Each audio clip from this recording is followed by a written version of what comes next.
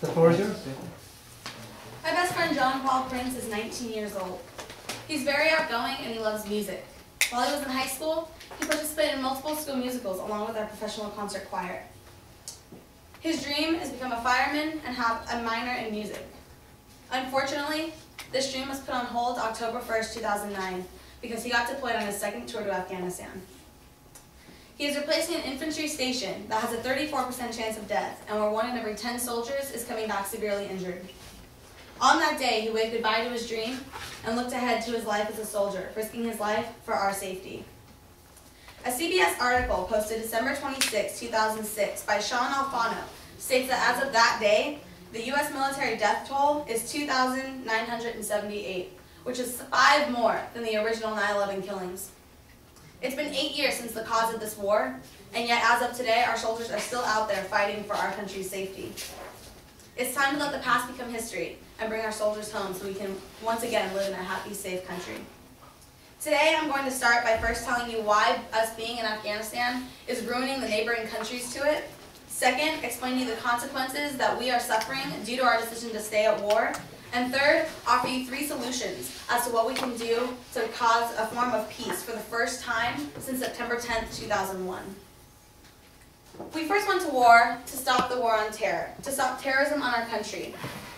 Now we're here there to reform their country and make Afghanistan a safer place for everybody there. What we don't realize is our attempt to help is causing more problems than we are realizing. We first sent the troops to overthrow the Taliban regime and to create peace in Al-Qaeda, which was forcing the Afghan people to live in a haven of fear over their country. In less than 3 months, though, the Taliban was defeated, and a U.S.-supported administration ruled by President Abul Karzai was installed in Kabul. Yet today, we are still fighting in Afghanistan, and Al-Qaeda is once again plotting operations in Afghanistan against the people there. This is not only causing problems in Afghanistan, but all the problems that are occurring in Afghanistan are plotting onto Pakistan, which is one of our most truest allies in this war. Pakistan, according to strategypage.com, is suffering the most, but does not complain or pull out like our other allies have in the past. Pakistan has lost the most troops and suffers daily attacks from the Afghan people, yet we give them the least amount of care and medical support. A Time article by Aaron Baker and Lloyd Calais, titled U.S. in Afghanistan, The Longest War, on April 8, 2009, states that President Obama has committed 17,000 more troops as of February 18, 2009. This totals 55,000 troops from the United States and 37,000 troops from our allies.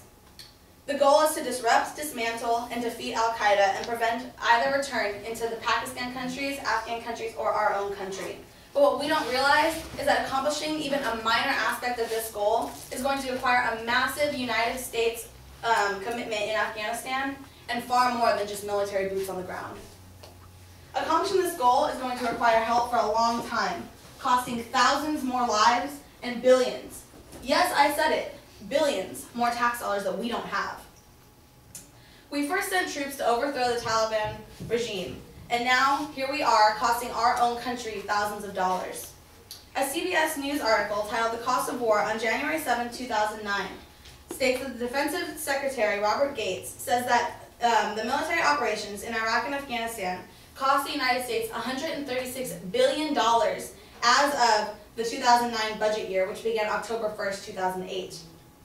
If we continue at this pace, thousands more dollars will be spent. This is all going towards military operation, base security, reconstruction, foreign aid, embassy costs, and veteran health. We have spent over $600 billion since 2001, and if we stay at war, it is estimated to spend $2.4 trillion over the next 10 years. The Congressional Budget Office Director, Peter Orszag, states in his testimony before the House Budget Committee that this estimate includes interest, seeing how the government is going to have to borrow most of this money because they already spend far more than their allowed budget every year in our own country. The Pentagon's normal yearly spending, not including the war costs, is $450 billion estimated in 2007. $2.4 trillion, which would be spent over the next 10 years at war, averages out to about $21,500 per American household. In Statistics for Your Community on nationalpriorities.org, this money, as of June 2008, could be spent towards 83,601 four-year public school scholarships, health insurance for 1,032,648 children, 228,414 Head Start students for 1 year, 29,886 public school teachers' jobs, and 15,572 housing units. Instead, we are spending this money having our soldiers at war, risking their lives, and not fixing our economic crisis. It is time we make a difference, and we live in a democratic country where your voice can be heard.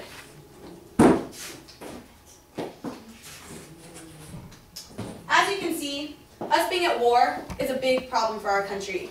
It's putting us at a disadvantage when we could be fixing our country and creating a better environment for everybody around us. This is why I offer you 3 solutions today. First, the Stop the War Coalition. The Stop the War Coalition was first formed September 21st, 2001 at a public meeting of 2,000 or more people in the country of London. They marched for peace around London to show that their support is given to their soldiers and that they want them to return home safe and sound. We walk for AIDS, gay rights, cancer, and more things every single year. And if we start a walk for bringing home our troops, our voices will be heard. Second, sign a petition.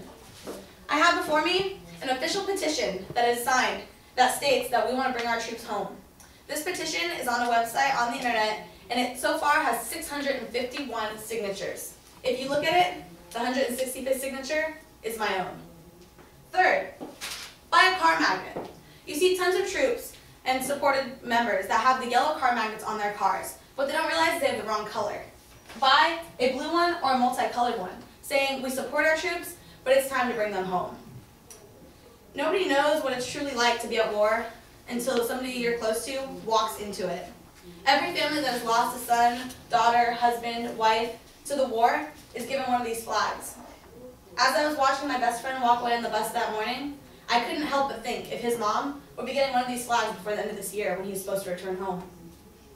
Now that you know what we are doing to both our country and others, I hope you take action. You never truly understand how scary it is to be at war until you watch somebody close walk into it. I saw the war on terror as something that would have no effect on me. And here I am, thinking that it could take away a huge part of my life. When I was at the base that morning, I saw sadness all around me. A little girl ran the bus after her dad, crying, begging him not to leave. A wife kissed her husband, praying it wouldn't be for the last time. A mother said goodbye to her child, praying she wouldn't get a knock on the door with that flag at her doorstep. I asked JP what he was thinking about going to war, and this is what I remember most from that morning. Instead of saying scared or anxious, like the majority of the soldiers said, he said, I feel like a hypocrite. Here we are, going into war because people came into our country without our consent, bombed our buildings, and killed thousands of our innocent civilians.